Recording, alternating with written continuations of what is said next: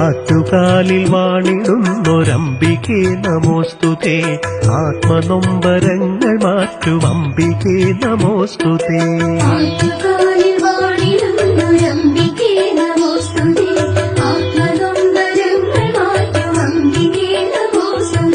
തിരുവനന്ത നഗരിയിൽ അനന്തശയനമാർന്നിടും മുകുന്ദനാം പരാപരന്റെ സോദരി പ്രിയങ്കരി.